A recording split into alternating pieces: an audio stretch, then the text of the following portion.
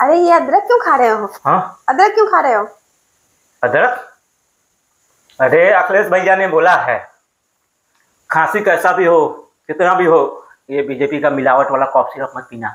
अखिलेश भैया ने बोला है गुड़, अदरक, सौंठ, लौंग, इलायची खा लेना, लेकिन ये बीजेपी का मिलावट वाला कॉफ सिरप मत पीना। तुम भी मत पीना ये मिलावट वाला कॉफ सिरप, समझी? अदरक खाओ, समझी?